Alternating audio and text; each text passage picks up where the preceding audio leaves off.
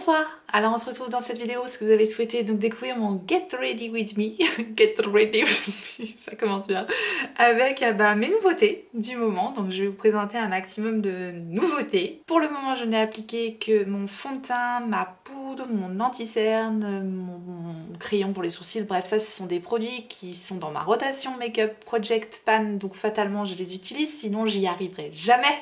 Donc ça c'est des produits que j'ai envie de terminer, donc voilà, je vous les remonte pas à chaque fois, mais par contre j'ai quand même d'autres choses à vous présenter et je peux pas à chaque fois avoir tout de nouveau. J'espère que vous comprenez et voilà, j'espère que vous allez apprécier les petites nouveautés que j'ai à vous présenter aujourd'hui. En tout cas je vous remercie de regarder cette vidéo et on va commencer tout de suite.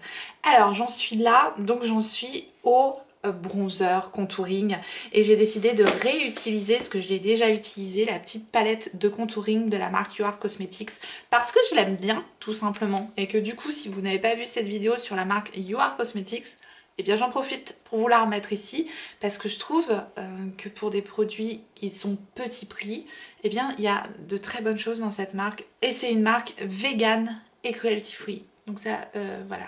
Petit prix, vegan, cruelty free, je trouve qu'ils se défendent très très bien. Et je suis très contente de cette petite palette, donc on va l'utiliser à nouveau aujourd'hui pour faire un petit contouring bronzer rapidos. Je vais utiliser les pinceaux du Kit des Ananas parce que pour moi c'est ma nouveauté également. Donc je vais appliquer un petit mélange de ces deux teintes là. J'aime bien les mélanger en fait pour faire un bronzer assez naturel, et je vais l'appliquer tout simplement comme j'applique mon bronzer d'habitude, c'est-à-dire dans un premier temps un petit peu précisément comme ça en contour, et je viens le diffuser en fait sur tout le teint, enfin tout le teint. Je viens le diffuser en fait de façon à réchauffer le teint et à donner un petit peu de volume, de structure. Donc je mélange ces deux teintes là et ça se passe très très bien, j'aime beaucoup. Et pour information, c'est le S3 que j'utilise, c'est pareil, c'est une forme de pinceau que j'aime beaucoup parce qu'il est assez précis et voilà, j'aime bien la façon dont il applique la matière. Et voilà, si vous n'avez pas vu la vidéo où je vous présente les produits de Sananas, je vous la remettrai aussi là, mais moi je suis archi conquise par ces pinceaux, je les adore. Voilà, une fois qu'on en est là, je vais aller appliquer le blush. Et là, je vous avais promis de la nouveauté, c'est de la nouveauté. Je suis contente. Je me le suis procuré quand il y a eu les moins 25% en code promo sur Sephora. Dès qu'il y a des codes promo, j'essaie de vous les partager. Donc n'hésitez pas à me suivre dans l'onglet communauté, sur Instagram aussi ou sur Facebook. Voilà, dès que j'ai des bons plans, je vous les partage. Ce sont les petits blushs comme ceci, Dior Backstage. Donc c'est pas Dior, c'est Dior Backstage. Et ce sont les blushs Rosy Glow. Et celui-là, je l'ai en teinte 004 Coral. Donc c'est vrai qu'en prix d'appel sur Sephora, il est noté à 36 €. Et avec les moins 25%, il passe à 27 €. Donc à 27 € pour ce petit blush là, ouais, je trouve que franchement, au niveau du prix, ça va. On va voir maintenant au niveau du rendu. Voilà comment il est, ce blush. Il est quand même très très joli. Comme ça, à première vue, donc j'espère que je vais être contente. C'est la première fois que je teste un produit Dior Backstage. Je n'ai pas du tout eu leur palette, produit poudre. Je crois que j'avais essayé une petite échantillon du fond de teint. Mais voilà, c'est tout. Il y a un petit miroir dans le blush. Et un packaging un peu transparent comme ça. Mais assez épais, assez cossu tout de même. Je vais prendre toujours le pinceau Dos Ananas et c'est le S2B. Donc c'est un blush qui promet un effet, normalement un effet naturel, comme si la lumière, enfin comme si la couleur était voilà naturellement, qu'elle venait de l'intérieur, voilà tout ça. Donc les promesses que nous propose ce blush. Ah oui, pendant que j'y suis, parce que je sais que vous allez me demander certainement, et vous avez bien raison, les ongles que je porte là, ce sont des ongles autocollants de la marque Kiss. Je vous avais gardé la boîte pour vous montrer. C'est ceux que j'ai reçus, c'est les Gel Fantasy Kiss comme ça. Et ça c'est le modèle KGN 20, je crois que c'est ça le modèle. C'est un modèle un peu comme ça mat, en forme un peu stiletto, mais ils sont pas trop longs. J'adore, mais encore une fois, j'ai eu beau bien nettoyer mon ongle, comme je fais avec les Impress, je trouve que les Impress sont plus pratiques quand vous voulez utiliser des stickers, quoi. Je trouve que les Kiss, là, Gel Fantasy, c'est plus long parce qu'il faut coller le stickers, puis coller l'ongle, tandis que sur les Impress, le sticker c'est déjà sur l'ongle. Je vous remettrai le lien en barre d'infos du site sur lequel je les achète, normalement. Et bon, allez, on y va pour le gloss. On y va avec le blush. J'aime bien cette couleur pêche.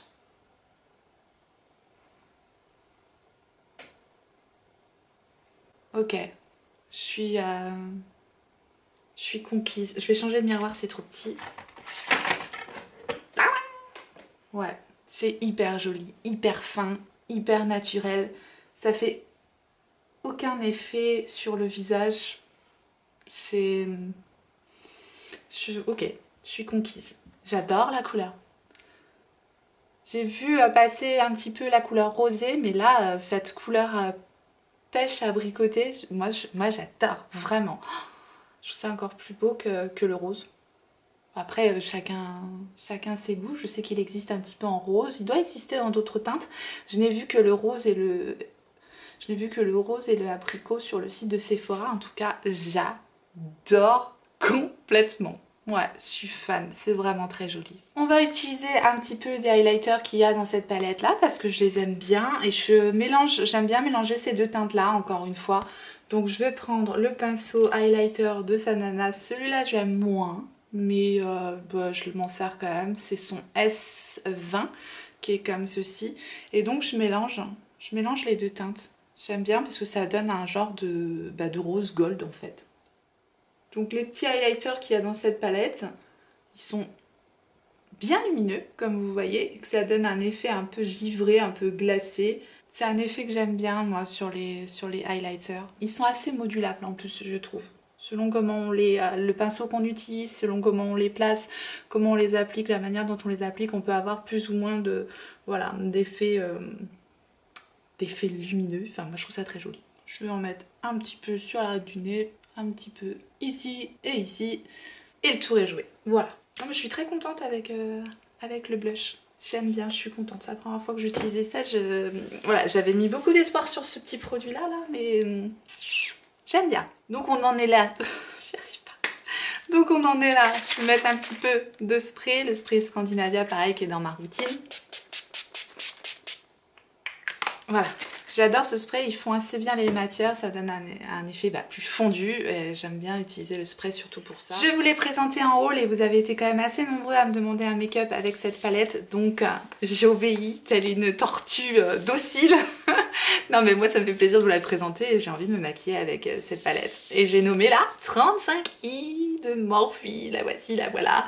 Donc elle se présente comme ceci, donc c'est une palette Morphe assez standard comme on les connaît, hein, un grand format comme ça, sans miroir, et c'est une palette uniquement de pastel. Je vous remettrai les swatchs de la palette. Alors la plupart des teintes sont des teintes pastel, donc on n'a pas une pigmentation de fou, on a quelque chose de léger, de subtil. Après encore une fois on a quand même des teintes ici qui vont être plus foncées, donc il y a quand même de quoi faire dans cette palette là. Moi je l'ai tout de suite prise parce que j'adore les couleurs pastel. Après voilà, j'ai des goûts très larges en termes de make-up. J'aime les choses qui peuvent être très colorées, très marquées, très appuyées, très pigmentées. Mais j'aime aussi les looks nude, j'aime aussi les looks simples, j'aime les looks travaillés, j'aime les looks pastels, j'aime tout en fait. Elle change, elle change. Maintenant si vous n'aimez pas les pastels, si vous n'aimez pas les couleurs, c'est absolument pas une palette pour vous. Donc avant d'utiliser cette palette là, je vais appliquer une petite base à paupières dont on n'entend pas du tout parler mais qui est rentrée dans ma rotation parce que j'ai terminé l'ancienne et qui est très bien. Mais on n'en entend pas parler. Donc je vous la présente, c'est la Stay Don't Stray de Benefit. C'est une base comme ça qui se présente avec un embout mousse. C'est quand même hyper pratique et on n'en entend pas parler. Voilà, et ben elle est très bien. Alors moi j'aime bien. Donc ils disent que c'est une base fixante pour anti-cerne et ombre à paupières. Elle unifie bien la paupière et moi après j'ai pas trop de problèmes de tenue des fards, mais je trouve qu'elle fonctionne bien. Donc voilà, on utilise celle-ci en ce moment. Donc je vais déjà commencer par appliquer la base à paupières. Donc je mets sur la paupière. Vous voyez, c'est alors je crois qu'il n'y avait pas de teinte au niveau de cette ombre à paupières. Donc c'est vraiment une ombre à paupières qui va être couleur chair. Je suis bien comme ça. Et je l'applique avec le Beauty Blender parce que c'est bien pratique. Voilà, les paupières sont unifiées en 2 coups de cuillère à peau, hein, clairement, ça va super vite. Et elles sont prêtes à être travaillées avec cette merveilleuse petite palette. Moi je l'aime déjà, hein, donc voilà. C'est parti, je ne sais pas du tout ce qu'on va faire. Donc je vais commencer par appliquer cette teinte-ci. Je vous donnerai pas les noms parce qu'il faut que je regarde sur le papier en plastique. On va pas s'en sortir. Je vais prendre le pinceau de Sananas, son S7B. On va voir. Et je vais appliquer ça dans le creux de paupière. Vous voyez, on a quand même de la pigmentation. Les fards sont un petit peu poudreux. Donc si ça vous dérange, c'est pareil. C'est pas une palette pour vous. Ensuite, je prends le pinceau S13 avec la petite teinte gris clair qui est juste au-dessus. Et je vais tout simplement estomper les bords de ce que je viens d'appliquer pour que ça fasse un joli fondu. Je tape le pinceau parce que le fard est quand même relativement poudreux, n'est-ce pas? Et voilà, je l'applique juste au bord pour estomper le fard que je viens d'appliquer. Voilà, en faisant des petits mouvements circulaires très très légers. Je prends mon pinceau de façon à peine appuyer, juste pour fondre les bords, pour que ce soit plus joli. Une fois que j'en suis là, je vais utiliser le produit de Make Up Revolution, le Cancel and Correct, mais il est en teinte blanche en fait, c'est la teinte C0 White et je l'utilise pour faire des cut crease, pour faire bien ressortir les fards. Une base blanche, ça va toujours vous permettre de faire mieux ressortir vos fards. Donc on va utiliser cette base avec le pinceau S19 de Sananas, c'est celui qui est comme ceci. Et je vais donc faire un genre de cut crease. Et donc je vais faire un petit cut crease avec le blanc. Donc je l'applique et je reprends mon pinceau gris, hop, pour flouter les bords de la base avec le gris, pour pas que ça sèche et que ça fasse des démarcations en fait. Donc, une fois que cela est fait, je vais prendre la petite teinte qui est ici, qui a l'air d'être magnifique, une espèce de duochrome un peu avec du gris et du vert dedans. Je la trouve très très très belle. Je vais la mettre sur le centre de la paupière, mais je vais laisser un petit peu l'intérieur libre, parce qu'à l'intérieur j'ai envie d'en mettre une autre. Donc je vais essayer de la prélever au pinceau, je vais voir comment ça se passe au pinceau. Pour la prélever, je prends le pinceau Sananas, le S18. Et je vais donc l'appliquer au centre de la paupière. Bon, au pinceau, ça ne se passe pas comme je veux. Donc je vais l'appliquer avec le doigt. Bon, ça se passe pas du tout comme je veux. Parce que c'est vraiment un topper. Donc c'est à mettre, pour moi, c'est à mettre par-dessus une teinte mate. Donc je vais pas prendre celui-là. Je vais essayer de prendre le... Je vais voir si c'est... Non, le vert à côté, c'est la même chose. Donc, je rembobine. Bon, pour utiliser ce genre de teinte comme il se doit, il vaut mieux mettre un fard en dessous, plus opaque. Donc on va utiliser ce petit fard vert qui est juste là. Je reprends le même pinceau, je vais prendre l'autre côté et je vais mettre ce vert là dans un premier temps. Je pense qu'après ça va mieux se passer. Donc ce vert là, on va le mettre sur toute la partie où j'ai mis de l'anti-cerne. Je vais prendre le tout petit pinceau précision comme ça pour faire le bord de la...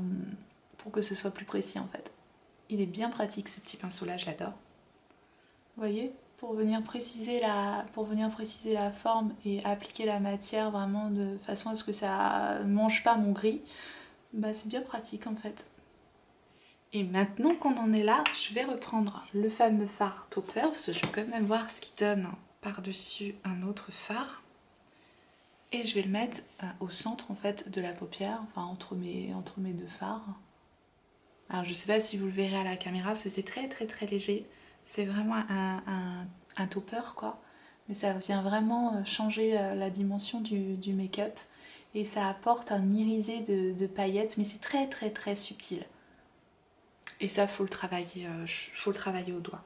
Je pense, en l'ayant utilisé quelques fois déjà cette palette, que ce n'est pas une palette qui va convenir à des débutants. Je trouve qu'elle est assez compliquée à travailler si on veut des choses, voilà, des choses qui ressortent, etc.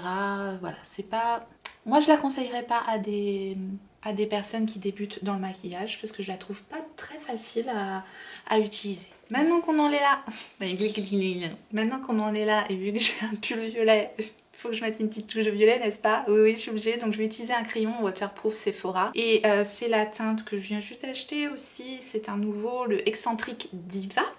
Et je vais l'utiliser pour accentuer mon ras de cils inférieur. Donc je vais le mettre en ras de cils inférieur.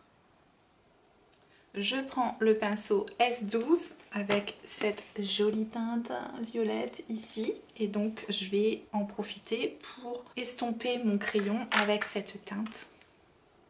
Et enfin j'utilise le petit pinceau S5 avec la teinte qui est juste ici. Et je vais juste le mettre en ras de cils inférieur pour estomper en fait la teinte que je viens juste d'appliquer. Dites-moi ce que vous pensez de cette palette, ou ça m'intéresse. Bien, nous allons ajouter une petite pointe de lumière avec le pinceau S16 qui est comme ceci. Et on va utiliser la teinte qui est juste ici. Cette teinte avec des reflets verts à l'intérieur. Je pense que ça va être joli. On va mettre ça en coin interne. Ouais, c'est pas tout à fait ce que je voulais. C'est pas le rendu que je voulais. Je vais essayer de la mélanger avec... Parce que ça, c'est encore un topper. Ça, c'est vraiment un topper, ça va pas. Ça met que des petites paillettes, donc c'est pas ce que je voulais. Je vais essayer cette teinte-ci, là, qui est juste ici. Je vais voir ce que ça donne. Il y a plusieurs textures différentes dans cette palette et on peut avoir des surprises en utilisant les fards. Je ne les ai pas encore tous utilisés. J'essaye d'utiliser des fards justement que je n'ai jamais utilisés. Mais il y a des surprises. Ah, ça c'est mieux. Voilà. Voilà. En mélangeant les deux fards, j'ai exactement le rendu que je voulais. Un espèce de blanc avec des petits reflets vert pastel très très joli. Donc ouais, c'est lumineux, c'est beau. Hein. En muqueuse inférieure, je vais mettre un crayon de Color Pop. C'est celui-là, celui que j'avais eu avec la Mint palette. C'est la teinte Zulu. En fait, ça me plaît pas. Ça va pas. Ça me plaît pas. Ça me plaît pas, ça va pas, ça me plaît pas. Donc, on va mettre autre chose. Je vais reprendre mon crayon violet. Je pense que ça ira mieux en fait.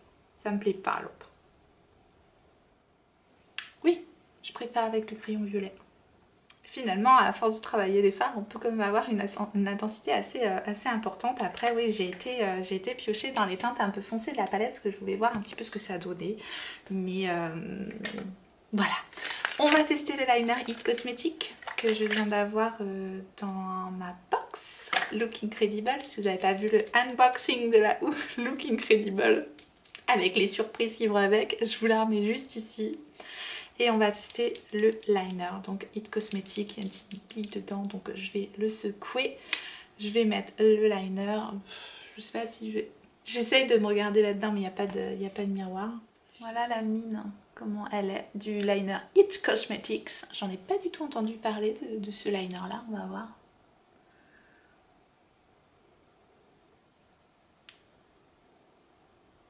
Je crois que j'adore.